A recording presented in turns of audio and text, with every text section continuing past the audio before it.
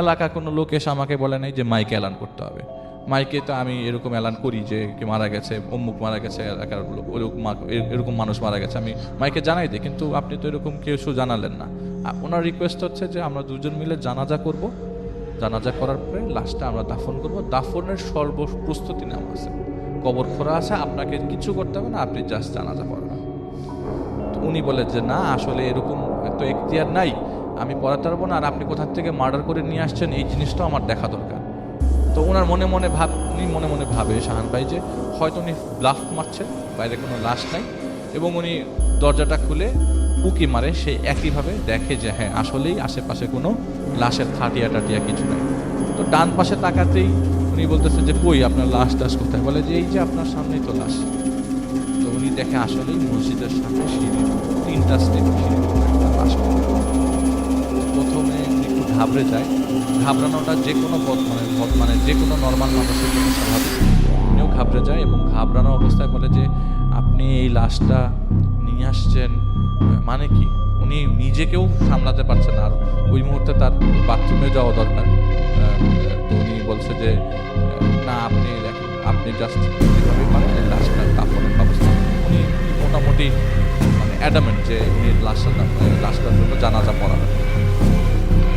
তো লাশটা এমনভাবে মসজিদের সামনে রাখা, আপনি রীতিমতো দেখলে ভয় পেয়ে যাবেন। মসজিদের সামনে দরজার সামনে সিঁড়ির উপরে রাখা। তো বাচ্চা লাশ হলে রাসেল ভাই ওই কোলে করে নিয়ে আসা যায়, অনেকের বাচ্চা লাশ আসে হয়তো টাইমলি তাড়াতাড়ি দাফন করে ফেলতে চায়, কিন্তু না, এটা একটা বড় লাশ এবং পুরা সিঁড়িটা কভার করে আছে। তো উনি বলে যে না, আমি জানাজা পড়াতে পারবো না, অ্যাকচুয়ালি এই জানাজা আমি পড়বো না। আর দুইজন মিলে জানাজা হয় কিনা এটাও আমার মোটামুটি জানা নাই, বা এরকম কিছু একটা তিনি বলে না, আপনাকে এর জানাজা পড়তে হবে। আপনি যদি এনার জানাজা না পড়েন তাহলে এই লাশের চেহারা আপনাকে দেখতে হবে। তো উনি বলেন না, আমি লাশের চেহারাও দেখব না, আমি জানাজাও করব না। কিন্তু ভয় কাজ করতে থাকে রাসেল ভাই, যে এত রাতে এরকম একটা মানুষ মানে ফজরের ওয়াক্তে এসছে, আর আমি যে দরজা, উনি কি করে ওয়াশরুম থেকে আসার পরে আবারও ওনাকে সামনাসামনি পায় এবং ওনাকে একই আর্গুমেন্ট করতে দেখা যায়। তো উনি কি করে, একটা পর্যায়ে চিন্তা করে আমি যে উনি মানে রুমে ঢুকে যাবে দৌড়ে, কিন্তু রুমের তালা দিয়ে আসছে, উনি মোবাইল ফোনটা সব রুমের ভেতরে, রুমে তালা দেওয়া। তো উনি কি দৌড়ায় যাবে, কিন্তু দৌড়াতে গেলে তালা খুলতে গিয়ে যদি ওনাকে খট করে মেরে ফেলে। তো উনি এর মধ্যে উজু করে আস্তে আস্তে 5-6 বার ওনার শরীর বন্ধ করে ফেলে আয়াতুল কুরসি করে। কিন্তু তারপরেও তার ভিতরে একটা ভয় থাকে, বলে আমি আপনার লাশের জানাজা করবো না। উনি কি করে একটা দৌড় মারার প্ল্যান করে, লোকটা মানে কই যাবে। হঠাৎ করে তো হুজুর মানুষ মাথা মানে একটা পর্যায়ে বিরক্ত হয়ে মাথা নিচে তাকাতে তাকাতে যখন মাথা উঁচুতে তাকায়, মানে মাথা উঁচু করে, তখন দেখে যে এই কালো আভাটা আস্তে আস্তে সরে দিনের বেলা পেয়ে যাচ্ছে। তার চারিপাশে খালি কবর। যে এলাকায় ছিলেন, জায়গাটায় কবর, যে এলাকায় ছিলেন সেই এলাকায় নাই, মানে স্টেপে স্টেপে কবর। বলে যে আমি প্রতিটা স্টেপ দিব আমার মনে হয় কবর, এই সামনে কবর। 10 গজ সামনে দাঁড়ানো ওই লাশটা নিয়ে।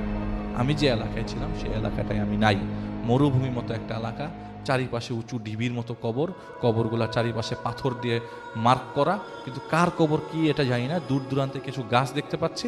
আমি এই জায়গাটায় কিভাবে আসলাম, ওনার কোয়েশ্চেন হচ্ছে এটা। আমি তো এই জায়গায় ছিলামই না। উনি এটা মানে উনি বলে যে আমার রীতিমতো আমি আসলে ত্যক্ত হয়ে যাচ্ছি, যে এই জিনিসটা আমি এভাবে ফেস করব, এবং এমন একটা জায়গায় তুরির মধ্যে সেকেন্ডের মধ্যে চলে আসবো যে জায়গাটা একদম অচেনা।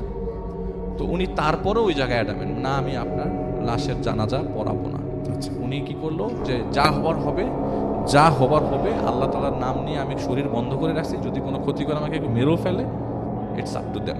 উনি কি করে, একটা দৌড়ার প্ল্যান করে দৌড়াতে থাকে, অনেকক্ষণ দৌড়াতে থাকে। আসলে দৌড়াতে একটা সময় মাথা মানে হাঁপিয়ে যায়, মাথা নিচু করে ফেলে। মাথাটা উঁচু করার সাথে সাথে সে দেখে সে হাইওয়ের সামনে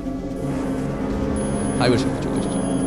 সে এমন অবস্থায় দেখে নিজেকে যে সে পাশের এলাকায় চলে আসছে, খুব বেশি দূরেও না, সেখান থেকে মসজিদের দূরত্ব ম্যাক্সিমাম 10 মিনিটের রাস্তা।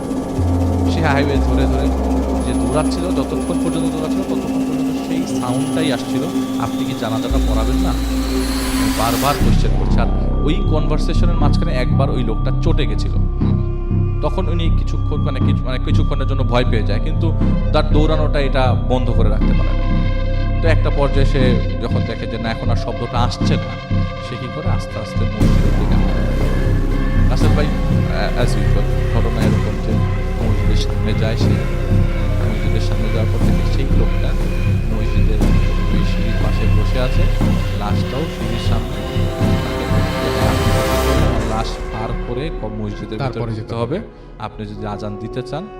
আর মোস্ট ইম্পর্টেন্ট কথা আপনাকে বলি, আপনি যেভাবেই পারেন এটা আপনাকে করেই যেতে হবে, হয় আপনি জানাজা দেবেন, না হলে আপনার চেহারা দেখতে হবে। তো উনি লাস্ট মোমেন্টে উনি রাজি হয়, হ্যাঁ আমি চেহারা দেখব, আমি এই লাশের চেহারাটা দেখব, আমাকে চেহারা দেখেন, তাও আমি জানাজা দেব না। তো ওই লোক বলে ঠিক আছে। কাফনের কাপড় সেই মুখ থেকে সরানোর পরে সবাই নিশ্চয়ই চিন্তা করছেন যে এই লাশের চেহারাটা হয়তো এই শাহান ভাইয়ের হবে, অথবা হুজুরের মানে যে লোকটা এসছে লাশ নিয়ে তার হবে। শাহান ভাই বলে, শাহান ভাই সেটা চিন্তা করছিল যে আপনাদের কি চিন্তা সেটা আপনারা কিন্তু অবশ্যই ফেসবুকে লিখে পাঠাবেন, মানে সে কি চিন্তা করেছিল। আর আমি ভুল চিন্তা করেছি, আমি যখন শুনেছিলাম আমি যখন জিজ্ঞেস করেছিলাম আমি ভুল চিন্তা করেছি, আমি খুব স্মার্টলি উত্তর দিয়েও দেখছি যে না আমার উত্তরটা হয়। উনি বলল যে শাহান ভাই বলছে যে আমার কাছে মনেই হচ্ছিল যে এটা হয়তো বা আমার চেহারা হবে, অথবা যে এসছে তার চেহারা। তাই তো হচ্ছে ঘটনাগুলোতে।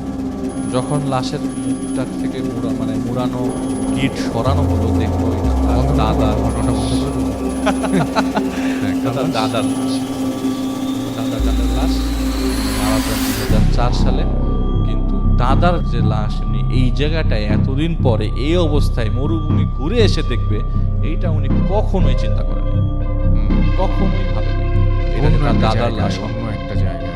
তো উনি অ্যাডামেন্ট জানাজা হবে না। তো একটা পর্যায়ে ওই লোকটা যখন তার সাথে হেরে যায়, তখন ওনাকে বলে, কয়েকটা ভালো কথা বলে যেগুলি আমি রেডিওতে শেয়ার করছি না, ওনাকে বলে যায় এসব কথাগুলো, লাস্ট ওই জায়গাটা ত্যাগ করে। এবং এটার পর তেমন কোনো কিছু আর ফেস করেন নাই, কিন্তু তার ঘটনা অনেক আছে। তার ছোটবেলা থেকে বহু ঘটনা তার মা তার সাথে ফেস করিয়েছে, তার মাই বেশিরভাগ ফেস করেছে তার মা তাকে নিয়ে। তো সেইগুলা সে আমার সাথে শেয়ার করেন নাই, হয়তো শেয়ার করবেন বাংলাদেশে এসে স্টুডিওতেও কিছুটা হয়তো শেয়ার করবে।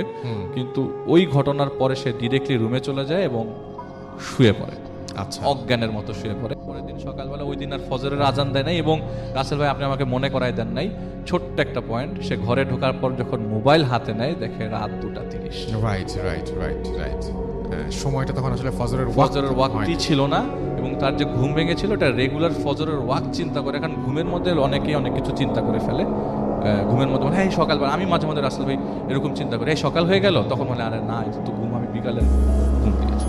তো ঘুম থেকে ভাঙার পর তখন এটা তার মাথায় ছিল না। উনি পরবর্তী সময় মোবাইল ফোনে দেখা যায় 2:30 বাজে, ঘটনার লাস্টের দিকে চলে এসেছি, 2:30 বাজে, এবং সে মোটামুটি অজ্ঞানের মতো হয়ে শুয়ে পড়ে। এতটা টায়ার্ড ছিল ওই মুহূর্তে। ওই দিন আর ফজরের আজান দেওয়া হয়নি। সকালবেলা মক্তবের স্টুডেন্টদের